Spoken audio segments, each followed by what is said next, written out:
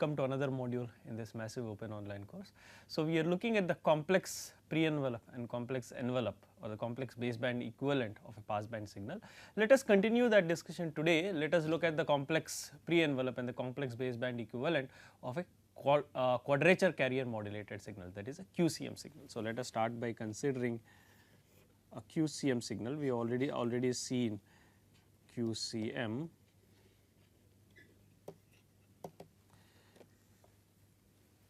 QCM stands for quadrature carrier modulation.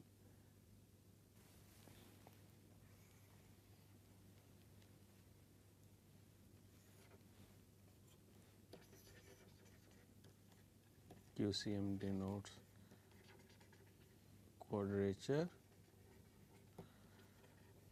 carrier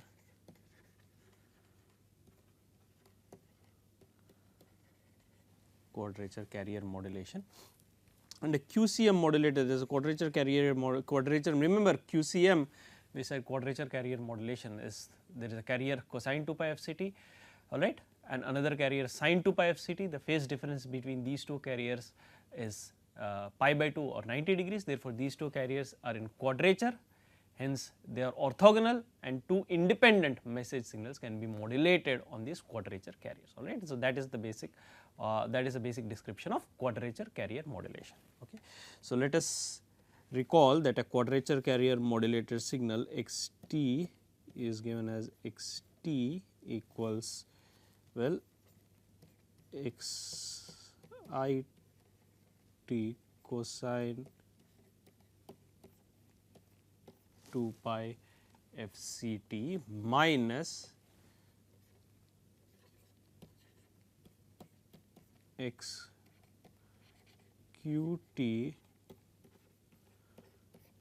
sine 2 pi f c t. This is a cosine carrier, sine carrier. X I t is the, remember this is your x I t is the in phase signal,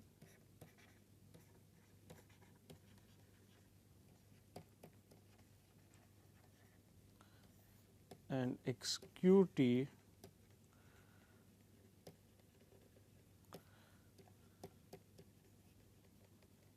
is the quadrature signal, is the signal in quadrature. Okay. And these are the two independent message signals which have been modulated on the cosine carrier and sine carrier, which are orthogonal. Okay. So, now let us try to find the complex pre-envelope and the complex envelope of this passband signal. Okay. And of course, notice that these two signals xi and xq, all right, these two, that is your xi comma xit comma xqt, these are naturally your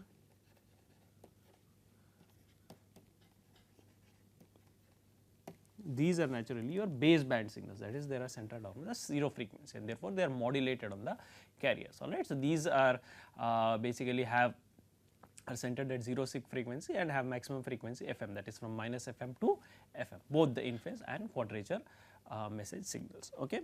Now, let us look at, now I can write this as, remember this is xit cosine 2 pi f c t, I can write therefore x of t, I can express it as cosine t as xit, and cosine t can be expressed as e to the power of j 2 pi f c t plus e to the power of minus j 2 pi f c t divided by 2, that is your alternative equivalent way of writing cosine 2 pi f c t plus, now I am going to express sine 2 pi f c t as x q t times e to the power of j 2 pi f c t minus e to the power of minus j 2 pi f c t divided by 2j. So, this is basically your cosine 2 pi f c t is e to the power of j 2 pi f c t plus e to the power of minus j 2 pi f c t divided by 2. Sine 2 pi f c t is e to the power of j 2 pi f c t minus e to the power of minus j 2 pi f c t divided by 2j.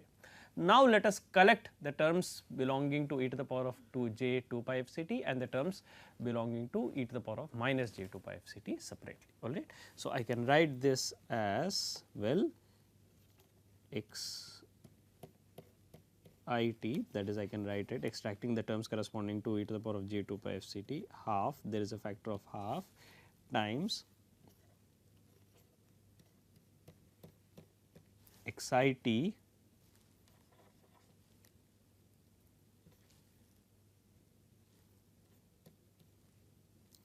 x I t minus j, this is a minus sign,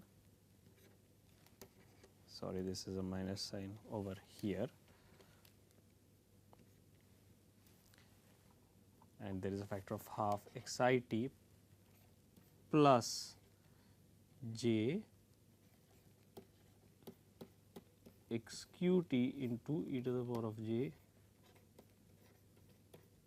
2 pi f c t plus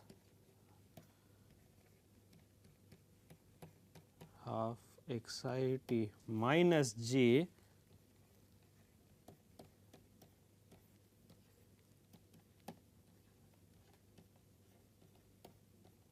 into e to the power of minus j 2 pi f c t. Alright, so I have collected the terms belonging to e to the power of j 2 pi f c t and the terms belonging to e to the power of minus j 2 pi f c t. Now you can see this is of course x I t plus j x q t, this is in the base band, correct, because x I t and so these two terms are in the base band.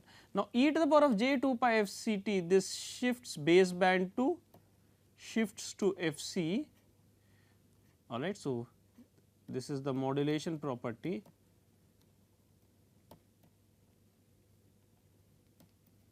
shifts to f c and this shifts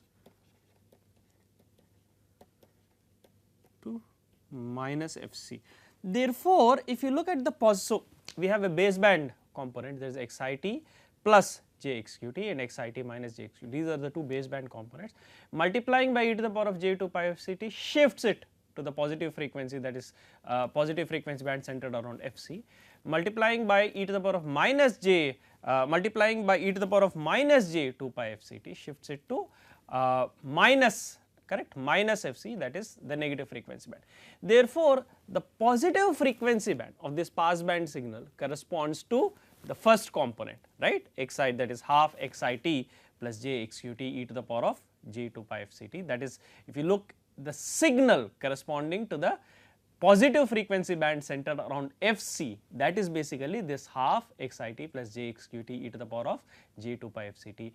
And if you look at the negative frequency band, that is the frequency band centered around minus f c, that is the component half x I t minus j x q t into e to the power of minus j 2 pi f c t, alright. So basically if you, what we have reasoned is this corresponds to the, this component corresponds to the positive frequency band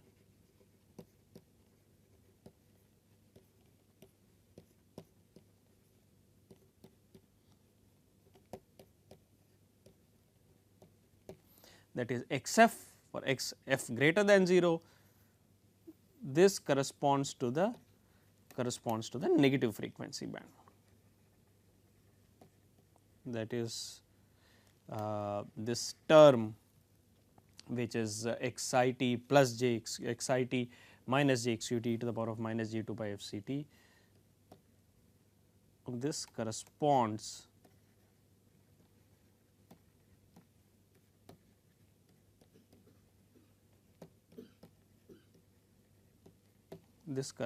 to the negative frequency band.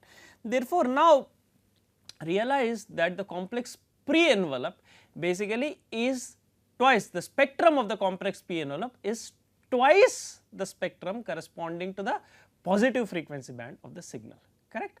And therefore, the complex pre-envelope of this signal, remember complex pre-envelope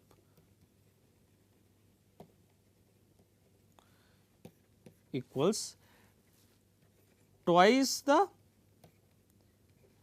positive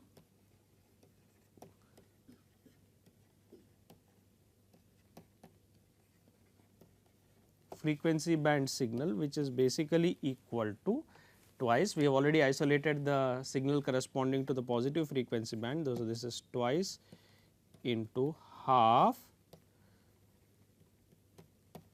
xit plus j xqt e to the power of j 2 pi fct, which is basically xit plus j xqt e to the power of j 2 pi fct. This is the complex pre-envelope. Therefore, this is the complex pre-envelope of the QCM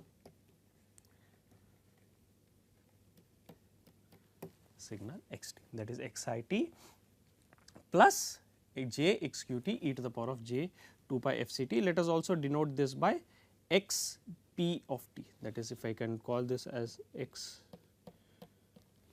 of t. Xp of t is the complex pre-envelope, all right. So, the complex pre-envelope of the QCM signal, which is xit cosine 2 pi fct minus xqt sine 2 pi fct, is xit plus j xqt into e to the power of j 2 pi fct. That is the twice the signal corresponding to the positive frequency band of the sparse band signal. Okay, so let me write this again. Xit plus j xqt into e to the power of j 2 pi fct. This is the complex pre-envelope. Okay, this is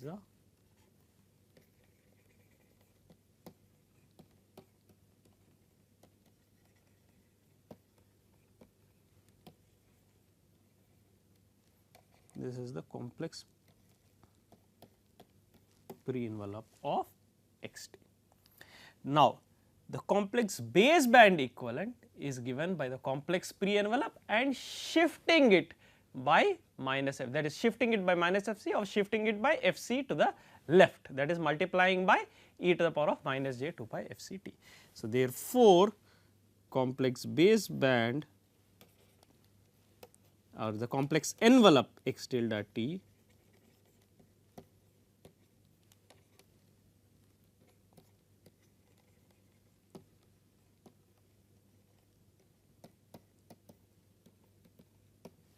is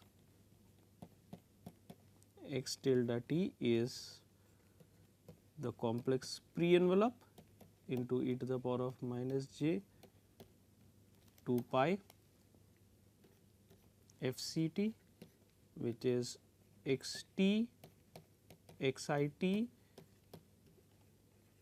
plus j xqt into e to the power of j 2 pi fct. This is the complex envelope into e to the power of minus j 2 pi fct, and this is equal to basically simply your, now you can see this is simply xit plus j xqt, this is your x tilde t, which is the complex envelope. You can see this is basically the complex envelope or the complex baseband equivalent of the QCM signal xt. This is the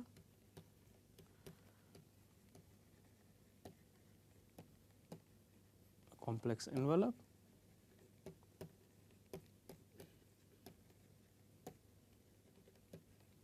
complex baseband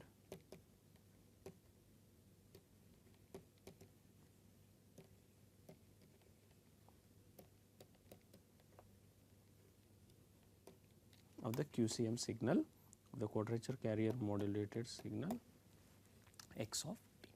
So, the complex baseband equivalent of the quadrature carrier modulated signal interestingly is xit plus j times xqt, that is the in phase component xit plus j times the quadrature message signal xqt. Okay. So, what we have done here is basically we have taken the standard quadrature carrier modulated signal which arises very frequently in a typical communication system. It is a passband signal, derived the complex pre-envelope of that signal, that is xit plus j xqt into e to the power of j 2 pi fct, and also derived the complex baseband equivalent or the complex envelope of this signal, which is simply xit plus j times xqt, where xit is the in phase signal, xqt is the quadrature signal. Alright. So, we will stop here and continue with other aspects in the subsequent modules. Thank you.